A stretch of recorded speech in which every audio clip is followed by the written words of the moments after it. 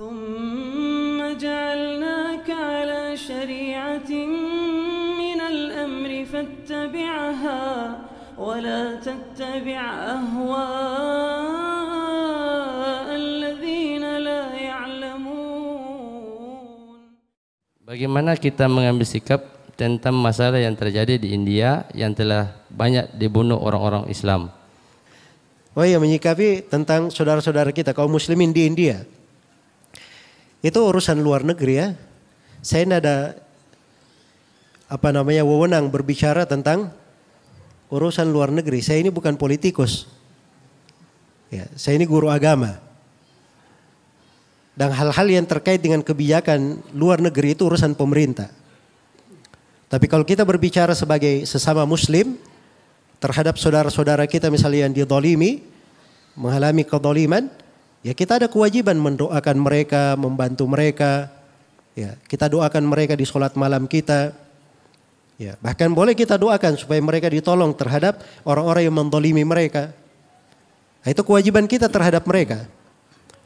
Tapi kalau seorang membuat acara aksi, demo untuk hal tersebut, itu namanya dia semakin membantu orang-orang kafir tersebut bersorak-sorak gembira.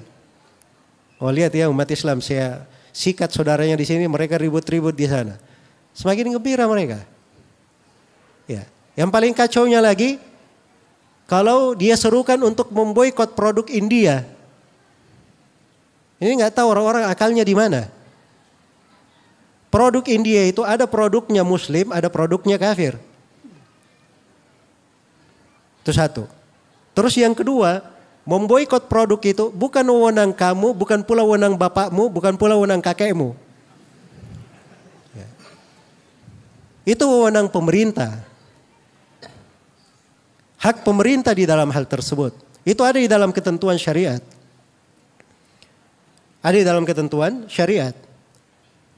Karena itu terjadi berbagai kejadian di masa Nabi SAW. Ya.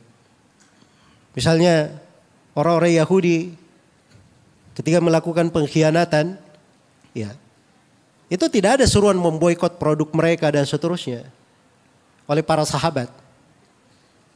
Jelas ya? Tidak ada yang ketika terjadi masalah dengan orang-orang kafir di Mekah, ya, sebelum perjanjian Hudaybiyah, itu enggak ada dari sahabat yang memboikot, seruan untuk memboikot produk mereka. Itu kebijaksanaan kepala negara. Makanya ketika terjadi perjanjian di Hudaybiyah, semua sahabat ikut kebijaksanaan Nabi Sallallahu Alaihi Wasallam. Apa isi perjanjian Hudaybiyah? Ini perjanjian Hudaybiyah luar biasa ya kalau kita hayati. Umat Islam mau pergi haji nih, mau pergi haji, bukan mau menyerang Mekah, mau pergi haji. Dihadang oleh kaum musyrikin di Hudaybiyah, tidak boleh masuk Mekah. Ya, maka Nabi Sallallahu Alaihi Wasallam menandatangani perjanjian.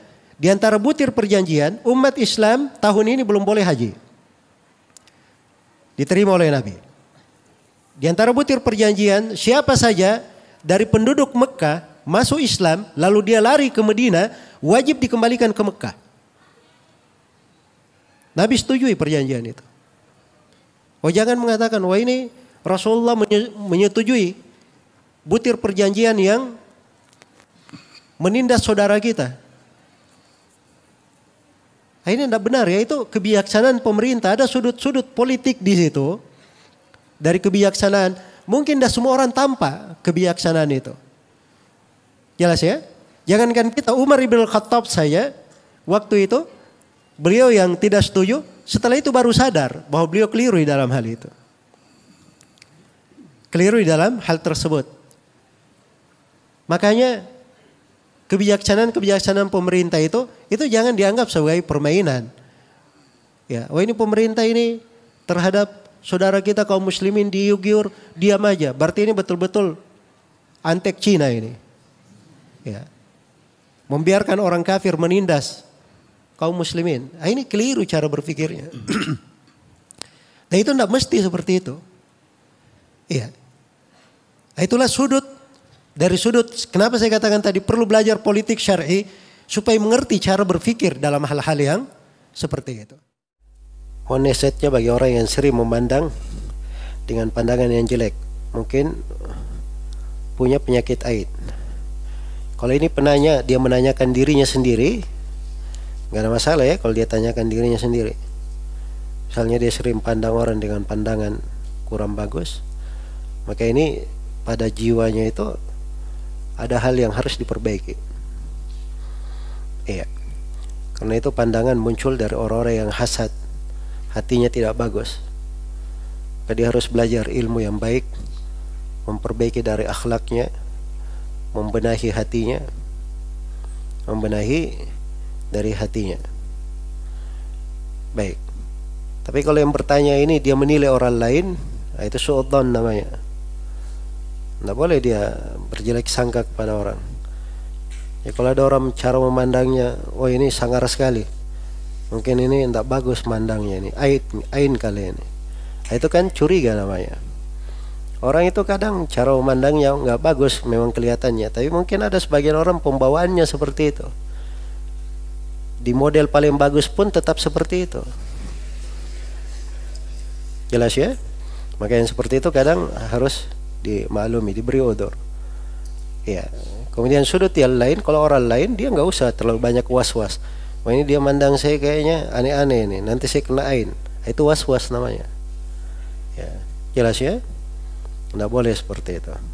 Seorang itu jangan membuka untuk dirinya pintu was-was. Dia selalu bertawakal kepada Allah. Dia perbaiki dari dzikir pagi sore, dzikir selepas sholat, sebelum tidur akan tidur. Insya Allah akan baik semua urusannya.